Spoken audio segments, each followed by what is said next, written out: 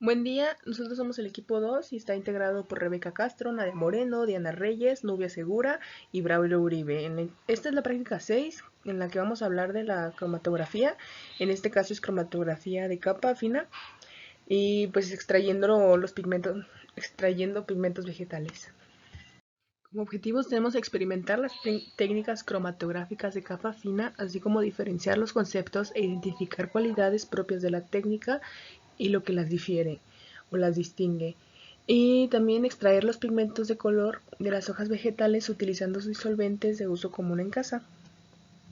En esta práctica vamos a hablar de la cromatografía en capa fina, pero para esto primero vamos a definir qué es la cromatografía. Esta es una técnica que permite la separación, permite cuantificar, aislar e identificar los componentes de una mezcla.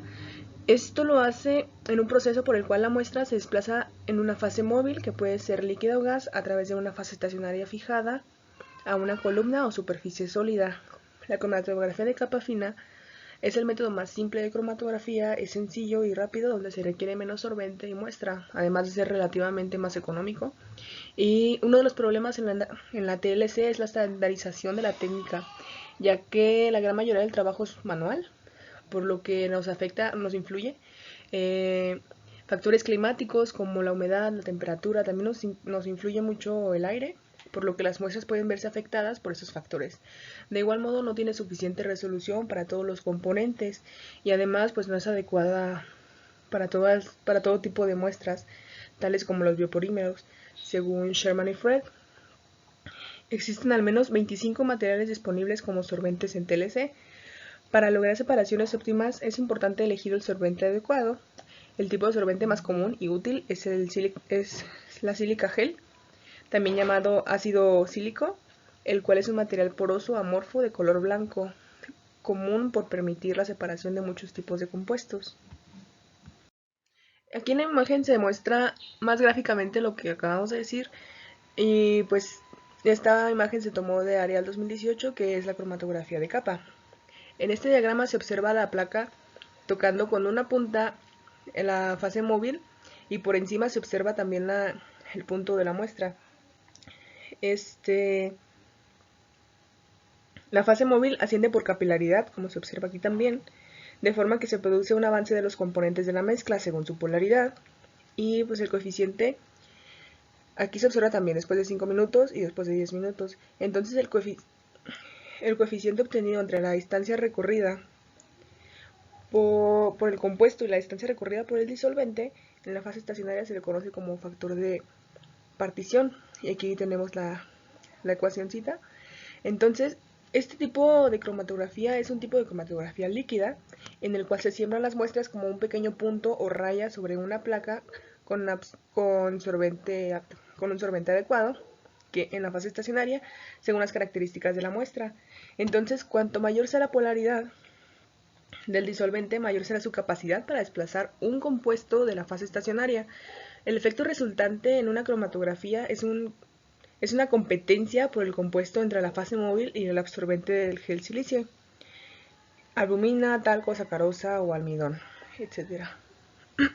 Como materiales utilizamos procesador de alimentos o una licuadora, un vaso medidor, recipientes para machacar, vasos de vidrio rectos para realizar la cromatografía, la jeringa, un colador, recipientes con tapadera, papel filtro para cafetera y un gotero. Y como reactivos utilizamos el etanol de farmacia, aceitunas incolor, material vegetal como las espinacas y las hojas o flores de otro color, el eh, el material de gis o farmacéutico, el talco, la sacarosa, el almidón y los desecantes comerciales.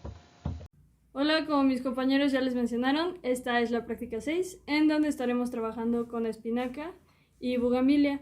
Y lo primero que vamos a hacer es recortarlas un poco para que su procesamiento sea un poco más sencillo. Empezaremos trabajando con la espinaca, donde vamos a colocar más o menos un puñito en el mortero. Y también vamos a poner una taza de etanol de farmacia para cubrirlo y empezar a machacarlo. Como podemos ver, después de machacado, el agua no se ve, bueno, el etanol ya no se ve de un color transparente, sino que empezó a tomar una tonalidad verde.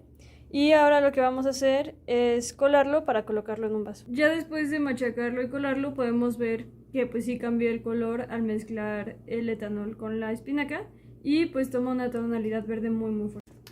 Ahora vamos a repetir el proceso pero utilizando bugambilia y también una tacita de etanol. Igual que con la espinaca, podemos ver que el etanol dejó de verse transparente al ser machacado con la bugambilia, pero este no tomó una tonalidad tan fuerte como en el caso del verde. Y ahora vamos a volver a hacer lo mismo, pero utilizando acetona en lugar de etanol. En el caso de la acetona usamos acetona comercial y lo que puedo mencionar de esto es que al momento de colocarla junto con la espinaca empezó a hacer un ruido como si fuera un poco de efervescencia. Y en este momento la colaré para ver qué tan concentrado queda el color dentro del vaso. Los vasos chaparritos serán los que tengan el etanol y los vasos altos serán los que tengan la acetona. Ya que tenemos nuestras muestras, podemos ver que en el caso de la espinaca los colores son muy similares al utilizar etanol y acetona, pero en el caso de la bugambilia sí cambian un poco, observando que en el caso del etanol tiene una tonalidad un poco más rosita y en el caso de la acetona se ve un poco más amarilla. Ya que tenemos nuestras 4 muestras, vamos a empezar a colocar el papel filtro, que vamos a dejar como 1 hora para ver cómo empiezan a cambiar los pigmentos del papel, mientras por capilaridad van subiendo por el agua. Entonces los vamos a ir colocando. Ahora vamos a pasar a la tercera parte de esta práctica y las fases estacionarias que nosotros estamos utilizando son talco y carbonato de calcio. Lo que vamos a hacer es colocar algodón y luego la fase estacionaria en estas 2 jeringas. Lo vamos a tapar otra vez con algodón, las vamos a humectar un poco con acetona, pues fue el que nos dio mejor resultado en la parte anterior. Y después colocaremos la muestra. Ya tenemos nuestras 2 columnas que las marqué con un simbolito para el talco y para el caco. Y ahora lo que vamos a hacer es hidratarlas un poco con acetona para que no queden pues muy secas e impidan el paso de la muestra. Ya después de 1 hora pasada vamos a revisar nuestros papeles filtro para ver cómo ha ido cambiando la columna cromatográfica. Y en este caso, el primero que vamos a revisar es el de la bugambilia con acetona. Y podemos ver que se ven más o menos 3 líneas diferentes de color. La primera que se observa es rosa, después estas 2 que son verdes y la última que se ve más claramente es la amarilla. Ahora lo que voy a hacer es medirlas con una regla para ver qué tanto aumentaron y ver pues a qué altura llegaron. En las demás, en el caso de la acetona con la espinaca, también podemos distinguir claramente cómo se marcó una línea verde hasta arriba, que además pues se compone de diferentes colores, que es, en este caso se ve pues fuertemente el tono verde, luego un poco amarillo y más arriba una tonalidad café. La verdad es que pues, aquí podemos distinguir claramente los 3 colores y eso es lo que nos señala que el mejor disolvente pues, fue la acetona a comparación con el etanol. En el caso de la espinaca con el etanol, también podemos distinguir los mismos 3 colores que vimos en el caso de la acetona, pero en este caso, como podemos observar, los colores son un poco más claros. Entonces, pues hay una diferencia un poco pequeña en ese caso, además de que creo que no alcanzó a la misma altura. Eso lo vamos a distinguir adecuadamente, midiéndolos y haciendo las anotaciones necesarias. Y por último, en el caso del etanol con la bugambilia, este en realidad no mostró mucho color, como les puedo enseñar aquí. Y también, pues muestra los mismos colores más o menos que la acetona con la bugambilia, pero no son muy distinguibles, nada más, o sea, de hecho creo que en la cámara no se alcanzan a notar. Se ve también un poco el morado, un poco de verde y un poco de café, pero el más distinguible pues es el café.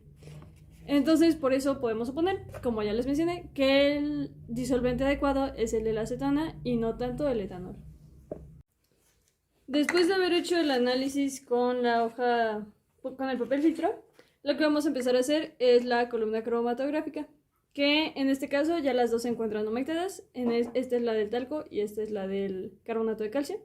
Y lo que vamos a hacer es empezar a colocar con la ayuda de un gotero la muestra de la espinaca con la acetona para que la vaya absorbiendo la columna. Y después lo que vaya quedando lo voy a colocar en estos frasquitos para poder pues después analizarlo. En el caso del carbonato de calcio se le acaban de colocar 2 mililitros de la mezcla y como se puede observar ya empezó a gotear. Pero esto no es necesariamente bueno porque creo que fue porque le puse un exceso de acetona al momento de estar humectándolo. Pero igual se puede observar que en la columna ya está empezando a pasar el pigmento verde. Ahora lo que vamos a hacer es a la columna irle agregando de gota a gota un poco más de acetona para que el paso del pigmento verde, bueno, o de la mezcla de la espinaca con la acetona, sea un poco más rápido. Después de estarle agregando algunas gotitas de acetona, podemos ver que sí se está recorriendo pues nuestra muestra a través de la columna y voy a continuar poniéndole gotitas hasta que pues pase a través de toda la columna. Pero pues ahí va. Ya casi termina de pasar nuestra muestra a través de la columna y aquí se puede observar que se ha juntado una cantidad adecuada de líquido que ha estado pasando por la columna. Ya podemos ver que la columna está vacía por completo. De este lado se encuentra el resultado. Se ve pues un concentrado muy fuerte de color verde. No es mucho, pero es una buena cantidad para lo que se estuvo utilizando. Y pues sí se tardó un poco de tiempo. Se necesitó, yo creo, como 10 mililitros de acetona para que pudiera pasar a través de la columna. Pero pues ya se pudo obtener. Ahora vamos a continuar con la colocación de nuestra muestra en el talco, que pues creo que va a ser un poco más sencillo de observar porque se ve claramente dónde está nuestro sustrato sólido y dónde está nuestro algodón. Entonces lo que voy a hacer es igual poner 2 mililitros de la muestra aquí y poco a poco ir agregando la acetona para que vaya pasando a través de la columna. En el caso de la columna con talco, creo que la dejé secarse de más y como se puede ver pasó a través como de un canalito que se encuentra aquí hasta llegar al fondo. Entonces por eso una parte ya se está empezando a caer dentro de nuestro vasito, pero no significa que esté pasando a través de la columna, sino a través del espacio que puedo encontrar. Y esto me hace suponer que se secó antes el talco porque lo dejé un rato esperando y entonces pues no se está colando adecuadamente el líquido que se puede ver aquí arribita. Y aunque le esté poniendo más gotas, pues no está haciendo realmente algún cambio en el líquido.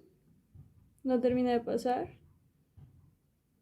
A comparación con la muestra con el carbonato de calcio, en cuanto yo colocaba una gota, esta empezaba a gotear por la parte de abajo. Aquí, como se puede ver, está flotando la gotita, pronto va a caer.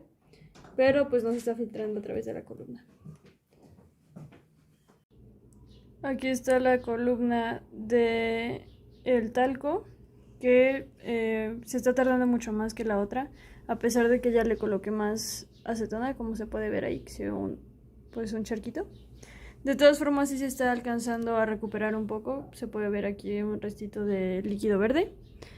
Pero pues está tardando mucho por lo que ya había mencionado. Yo creo que el talco se secó un poco y entonces no está siendo posible que el líquido pueda pasar a través de la columna. Después de nuestra elaboración de la práctica, pues estos fueron los resultados que se obtuvieron para la extracción de pigmentos. Pues en el caso de la espinaca, tanto usar etanol o acetona, pues no obtuvimos un color verde intenso en ambos casos. Y en el caso de la bougainvillea, para el etanol y la acetona, pues para el etanol pues se notó un tono rosado, mientras que la acetona un color naranja. En el caso de la placa cromatográfica, pues estos fueron los resultados para la espinaca, por ejemplo, donde se anotaron las diferentes medidas para cada uno de los colores que observamos y de acuerdo a la tabla que notamos en nuestro manual de prácticas, pues se dedujo el pigmento al que correspondía, ¿no?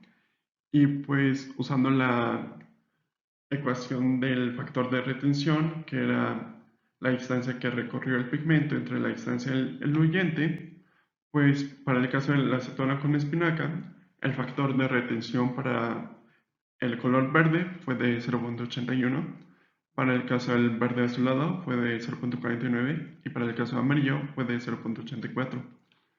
Mientras que el etanol con espinaca, pues nada más se observó un color amarillo y verde. En el caso del verde fue de 0.8 y el amarillo fue de 0.85. Esto se hizo de la misma manera con Bougainvillea, ¿no? Pues para el caso de acetona con Bougainvillea, el factor de retención para el verde fue de 0.91, para el amarillo de 0.8 y para el rosa de 0.31.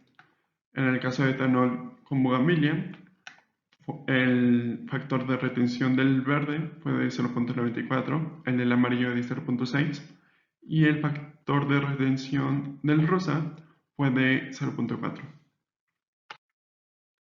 Estos fueron nuestros resultados en la columna cromatográfica, donde se humectó bien en este caso y al final pues se necesitaron 10 mililitros de diluyente en total para poder sacar nuestra muestra.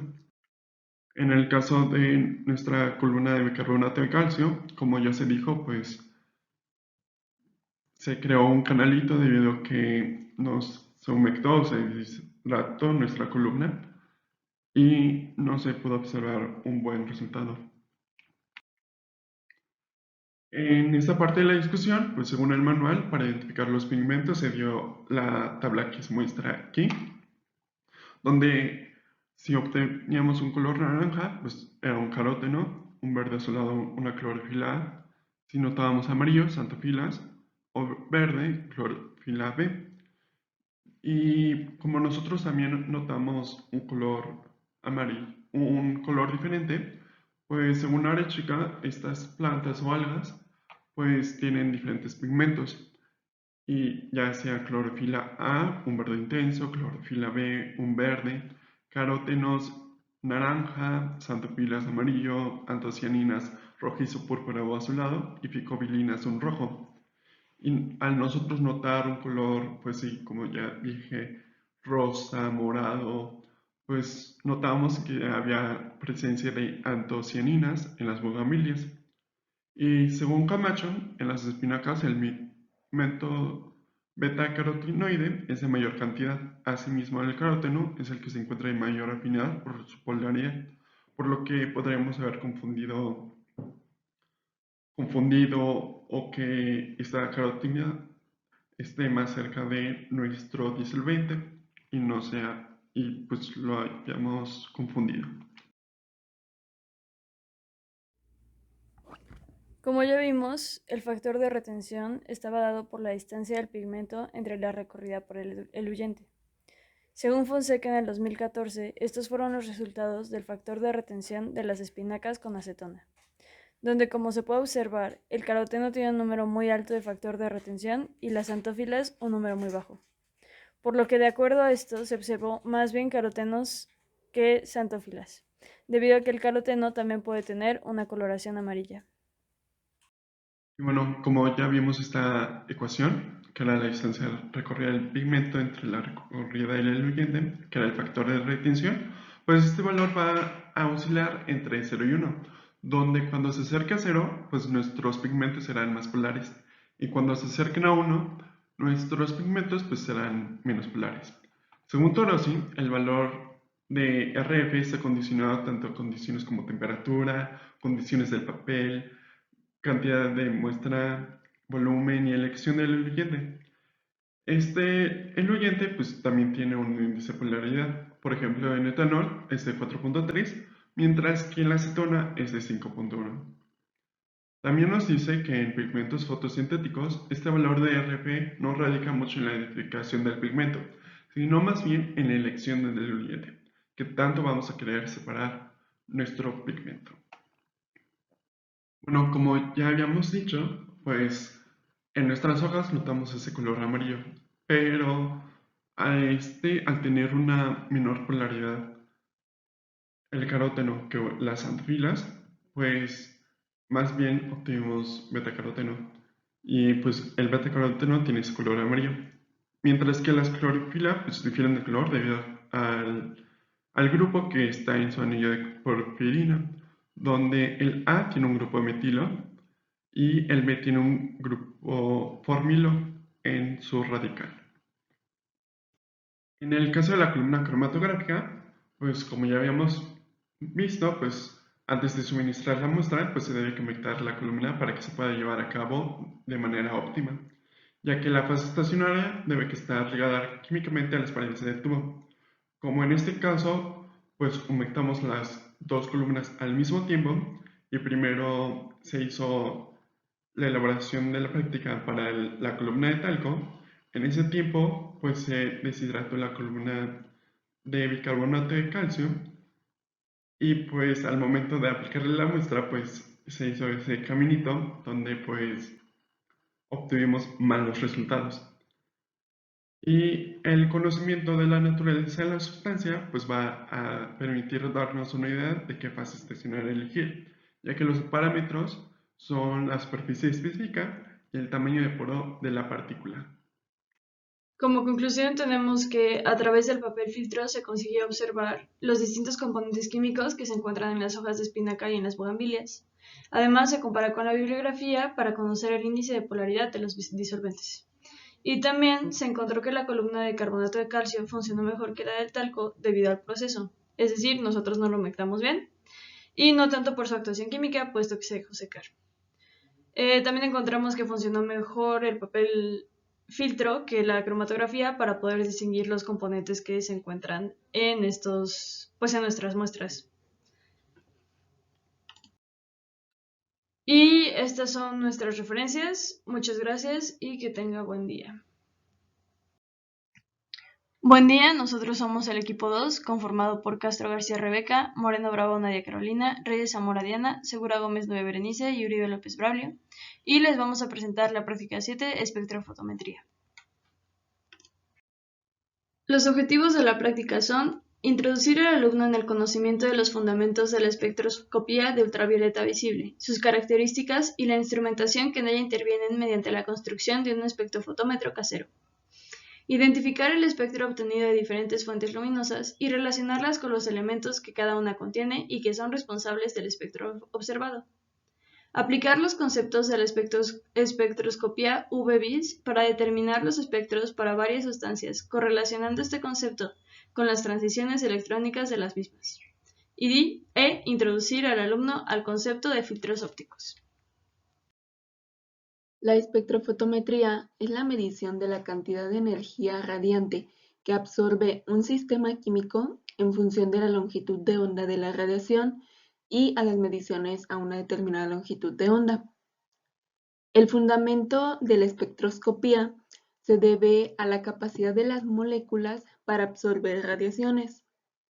Las longitudes de onda de las radiaciones que una molécula puede absorber y la eficiencia con la que se absorben depende de la estructura atómica y de las condiciones del medio, como puede ser el pH, la temperatura, la fuerza iónica, entre otras. Por lo que esta técnica constituye un valioso instrumento para la determinación y la caracterización de biomoléculas. En espectroscopía, el término luz no solo se aplica a la forma visible de radiación electromagnética, sino también a las formas UV e IR, que son invisibles. Nosotros vamos a enfocarnos en la espectrometría de absorbancia, donde se utilizan las regiones de ultravioleta y la visible. En la región UV, que es ultravioleta, se define como el rango de longitudes de onda de 195 a 400 nanómetros. Es una región de energía muy alta. Los compuestos con dobles enlaces aislados, triples enlaces, enlaces peptídicos, sistemas aromáticos, grupos carbonilos y otros heteroátomos tienen su máxima absorbancia en la región UV, por lo que esta es muy importante para la determinación cualitativa y cuantitativa de compuestos orgánicos. La fuente de radiación ultravioleta es una lámpara de deuterio. En la región visible, esta es la que va de 400 a 780 nanómetros. Apreciamos aquí el color visible de una solución y corresponde a las longitudes de onda de luz que transmite, no que absorbe. El color que absorbe es el complementario del color que transmite. La fuente de radiación visible suele ser una lámpara de tungsteno. También vamos a definir los conceptos de transmitancia y absorbancia. La transmitancia de una sustancia en solución es la relación entre la cantidad de luz transmitida que llega al detector una vez que ha atravesado la muestra y la cantidad de luz que incidió sobre ella. Esto nos da una medida física de la relación de intensidad incidente y transmitida al pasar por la muestra. Por otro lado, la absorbancia nos indica la cantidad de luz absorbida por la misma, y esta se define como la ecuación que podemos ver en la diapositiva. La medición de absorbancia de la luz por las moléculas se realiza en unos aparatos llamados espectrofotómetros. Aunque estos pueden variar en diseño, todos estos instrumentos constan de lo siguiente. 1. Una fuente de energía radiante, la cual puede ser una lámpara de deuterio o de tungsteno. 2. Un monocromador para la selección de radiaciones de una determinada longitud de onda, los cuales pueden ser un prisma, un filtro o redes de difracción. 3. Un compartimiento donde se aloja un recipiente transparente, el cual puede ser una cubeta o un tubo, el cual contenga la muestra. Estas pueden ser de vidrio, cuarzo o plástico transparente. Para medir en UV se deben usar las de cuarzo o sílice fundido, porque el vidrio no transmite la radiación UV. 4. Un detector y un amplificador convertidor de las señales luminosas en señales eléctricas. 5. Un registrador o sistema de lectura de datos. Los materiales y reactivos son cartulinas tamaño A4, CD, cartón de un rollo de papel higiénico, papel de aluminio, pegamento blanco, cinta aislante negra, cinta adhesiva para oficina, tijeras, silicón líquido, cúter o exacto y extractos vegetales. Bien, una vez que ya tenemos trazadas nuestras plantillas en las hojas tamaño A4 de cartulina blanca, vamos a cortarlas.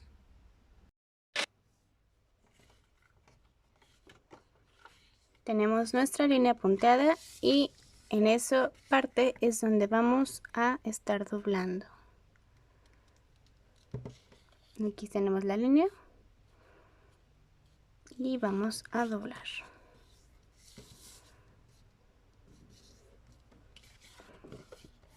Lo mismo con este lado y lo mismo con este lado. Ahora vamos a doblar nuestras pestañas.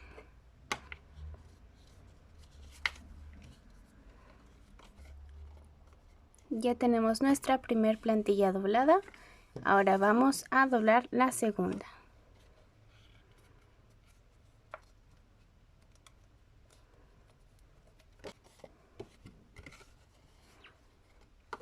Muy bien. Aquí ya tenemos nuestras dos plantillas dobladas. Vamos ahora a recortar con las tijeras el espacio para el rollo de cartón. Aquí ya tenemos un espacio. Ahora vamos con el otro.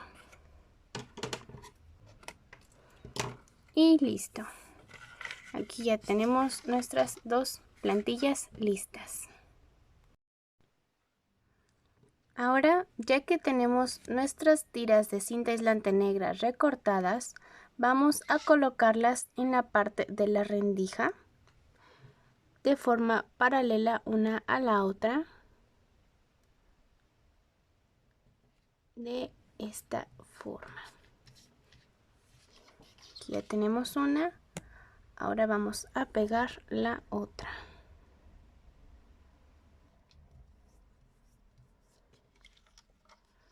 Y nos quedó algo como esto. Ahora vamos a pegar las tiras de cinta adhesiva transparente, aquí la tenemos, cubriendo nuestra rendija. La idea es pegar una de cada lado de nuestra cartulina. Aquí tenemos la otra. Listo. Y así ya tenemos nuestra rendija cubierta con ambas cintas. Ahora vamos a pegar nuestro CD por la cara no reflectante en nuestra cartulina.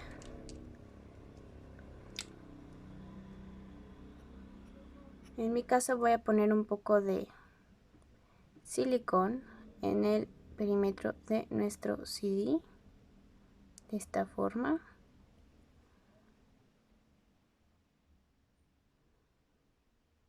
Así. Y también un poco en la parte interior, ya que no queremos que se nos caiga dentro de la caja cuando estemos observando algo.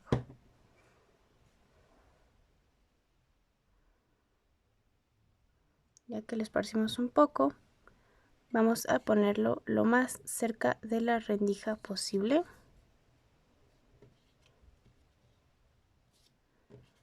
De esta forma.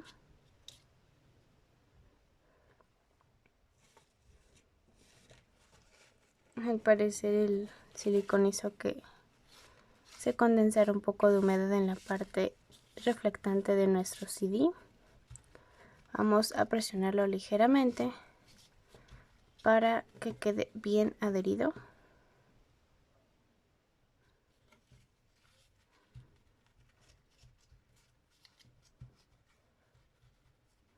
Y vamos a dejar secar esto.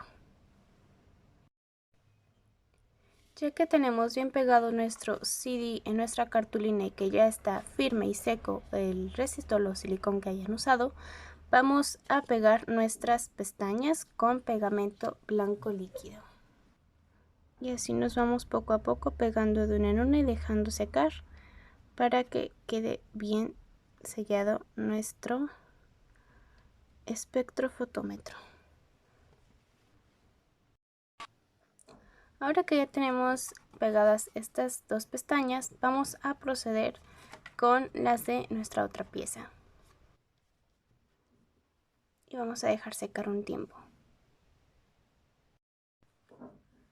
Bien, ahora nos está quedando como de esta manera. Yo en lo personal decidí reforzar cada una de las esquinas con un poco de cinta adhesiva transparente para que no se separaran las juntas, como podemos ver aquí.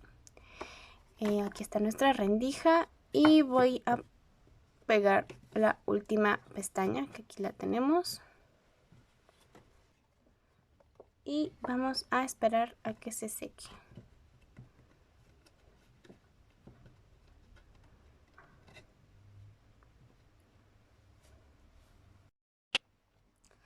Ahora ya tenemos nuestro espectrofotómetro armado. Ya lo reforcé en las esquinas que me faltaban con cinta adhesiva. Y pues bueno, aquí tenemos el CD, nuestra rendija ya cubierta. Y lo que sigue es insertar nuestro rollo de cartón. Y listo. Aquí ya un poco abollado, pero quedó el rollito dentro de nuestro espectrofotómetro. Ahora vamos a pegar nuestro rollo de cartón por la parte superior con esta cinta adhesiva aislante con el objetivo de que se sostenga ahí y que lo podamos ajustar, ya sea hacia arriba, hacia abajo, pero sin que este se caiga. Entonces aquí ya pegamos nuestros dos pedacitos de cinta adhesiva aislante.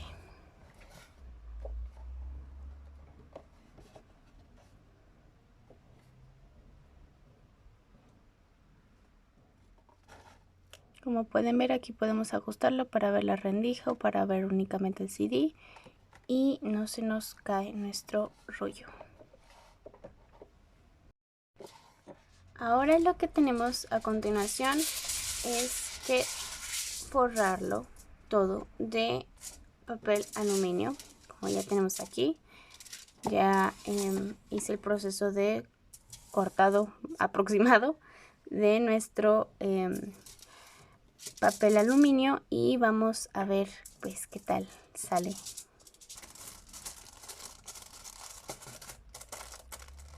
Y así nos quedó ya forrado nuestro espectrofotómetro, procurando pues que no haya ningún espacio donde pueda entrar la luz.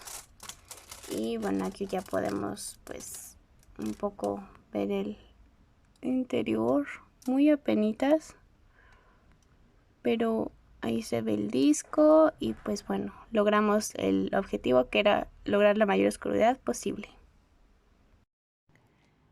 Observando luz natural, nuestro espectrofotómetro se ve de esta manera, donde podemos ver algunos tintes de luz color violeta, azul, verde, amarillo, naranja y rojo. Observando una lámpara de bajo consumo de luz blanca fría, obtenemos una visualización de nuestro espectrofotómetro con colores violeta, azul, verde, amarillo y un naranja muy tenue.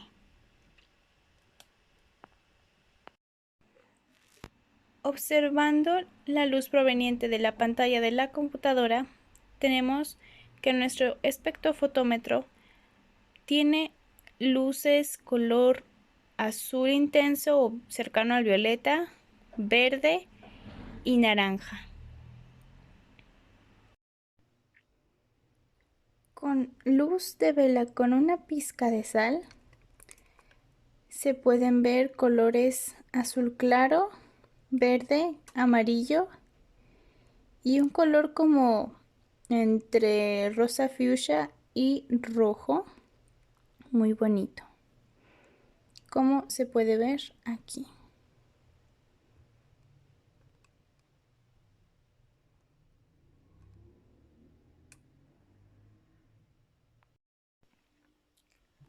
Ahora se tiene luz color azul proveniente de un foco LED y en el espectrofotómetro se puede observar tonalidades de azul intenso cercano al violeta y también tono azul claro cercano al azul agua.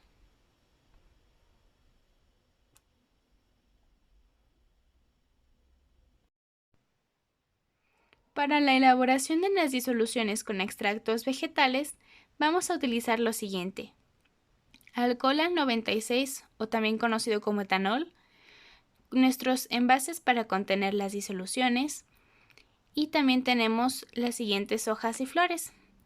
Del lado izquierdo podemos observar flores de bugambilia de diferentes colores, empezando por el color morado y luego el color rosa. En medio tenemos hojas de color verde y después tenemos otras flores, entre ellas unas de color como rosa pálido y unas color naranja fuerte. Vamos a empezar con nuestras pequeñas hojitas o petalitos color rosa claro que tenemos ya en un como tipo mortero. Vamos a colocar un poco de etanol.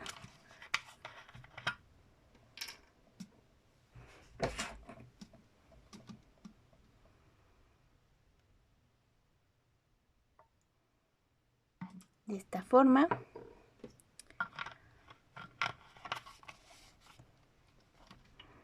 Y con la cuchara que tenemos aquí de plástico vamos a machacar un poco nuestras flores para que empiecen a sacar su pigmento.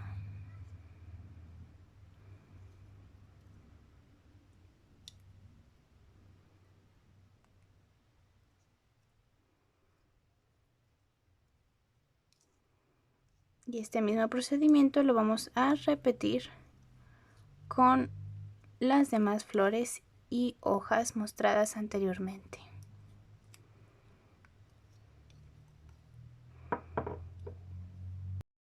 Ahora vamos con las flores de bugambilia color rosa pálido. En la parte inferior ya se vació un poco del alcohol y ahora vamos a machacar un poco para extraer los pigmentos de nuestras flores.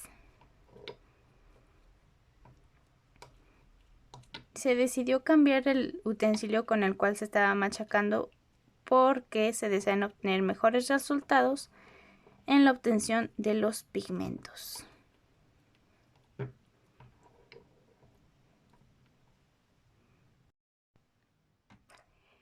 Ya tenemos 3 soluciones. La primera, la segunda de bugambilia color claro y la tercera de bugambilia color morado. Ahora vamos con nuestra cuarta disolución, que es de flores color naranja, que aquí ya tenemos un poco troceados los pétalos de nuestra flor y vamos a proceder a machacar un poco para obtener nuestros extractos naranjas.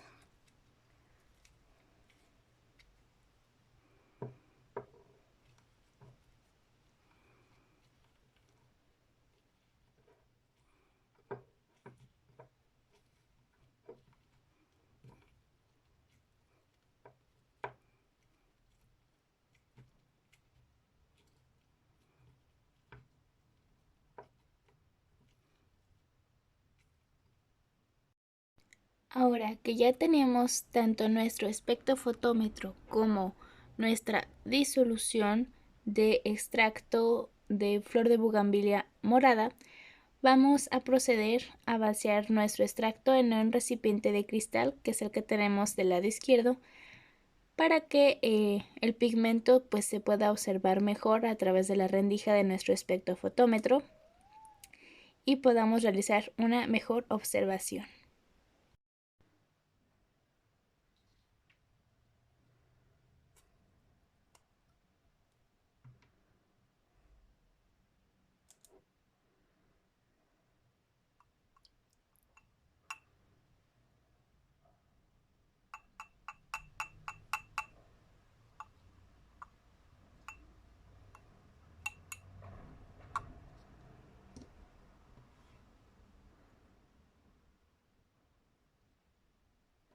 Ya que lo tenemos aquí, vamos a hacer la observación con nuestro espectrofotómetro.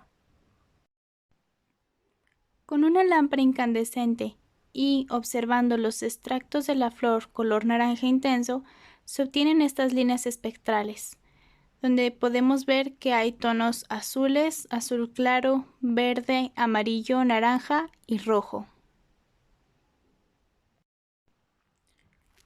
Con la lámpara incandescente y observando los extractos de la flor de bugambilia color morado, se obtienen estas líneas espectrales. Se tiene color azul intenso, casi violeta, verde, naranja y rojo.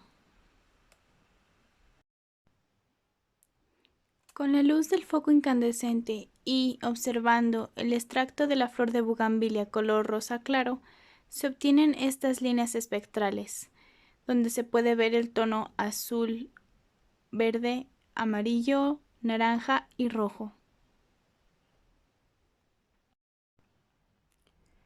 Con la lámpara incandescente y observando el extracto de flor, no me acuerdo qué nombre es, pero de la flor pequeña color rosa muy pálido, tenemos estas tonalidades en nuestro espectrofotómetro.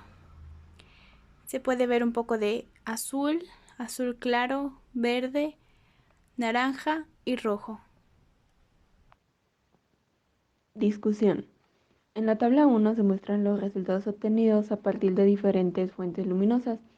Para la luz natural observamos los colores violeta tenue, azul fuerte, verde claro, amarillo, naranja tenue y rojo. Para la lámpara de bajo consumo de luz blanca fría observamos los colores violeta, azul claro, verde claro, amarillo y naranja tenue. Las longitudes de onda fueron calculadas de acuerdo a la simulación de Bowden y Hunsberg de 2016 que de acuerdo al color nos daban una aproximación de la longitud de onda. La intensidad luminosa para luz natural fue buena, debido a que, como podemos observar en la figura 3, el espectro se puede observar con una buena intensidad luminosa, y para lámpara de bajo consumo, fue mala debido a que casi no se observa la intensidad del espectro. Continuando con las fuentes de luz, para la pantalla de laptop observamos los colores azul fuerte, verde claro y un color entre naranja y rojo. Para la vela con pizca de sal observamos los colores azul claro, verde claro, amarillo, un color entre rojo y rosa como un fuchsia. Para los focos de LED azules, lo único que observamos fueron tonalidades azules, los colores azul violeta y azul muy claro. De igual forma, las longitudes de onda fueron calculadas en base a la simulación de Bowden y Holmberg 2016 y se muestran en la tabla. La intensidad luminosa para la pantalla de laptop y la vela fue muy buena debido a que, como podemos observar en las figuras, se observa un buen espectro, mientras que para los focos de LED azules fue muy mala debido a que casi no pudimos observar la intensidad del espectro. Y bien, en la tabla 2 se muestran los resultados obtenidos para pigmentos de color o extractos vegetales utilizando como fuente de luz una bombilla incandescente. Para las flores naranjas observamos los colores azul fuerte, azul claro, verde claro, amarillo, naranja tenue y rojo. Para la flor de bugambilia morada observamos los colores azul fuerte, verde claro, amarillo y un color entre naranja y rojo. De igual forma, las longitudes de onda fueron en base a la simulación de Bowden y Holmberg y se muestra en la diapositiva. Y la intensidad luminosa para las flores naranjas fue muy buena, y para la flor de bugambilia morada de igual forma fue muy buena. Y finalmente, para la flor de bugambilia rosa claro, observamos los colores azul fuerte, verde claro, amarillo, naranja y un color entre rosa y rojo como un color fuchsia. Y para la flor color rosa pálido, observamos los colores azul fuerte, azul claro, verde claro, amarillo, naranja y rojo. De igual forma, las longitudes de onda se muestran en la diapositiva de acuerdo a la simulación de Bowden y Holmberg, y la intensidad luminosa para ambas flores fue muy buena. Como conclusión tenemos que, a través de la comparación de los colores observados, se pudo determinar que la pantalla del laptop y la bombilla incandescente generaban un espectro de luz muy bueno. Por los colores generados, podemos saber que existen distintos componentes químicos en los reactivos utilizados. También podemos concluir que el espectrofotómetro casero fue adecuado, pues nos permitió deconstruir la luz y observar los distintos colores. Y al comparar con la bibliografía y encontrar las longitudes de onda de los colores observados, queda claro que se encuentra entre el ultravioleta y lo infrarrojo, como fue lo que también estuvimos observando en la bibliografía y dentro de las clases. Estas son nuestras referencias y muchas gracias por acompañarnos.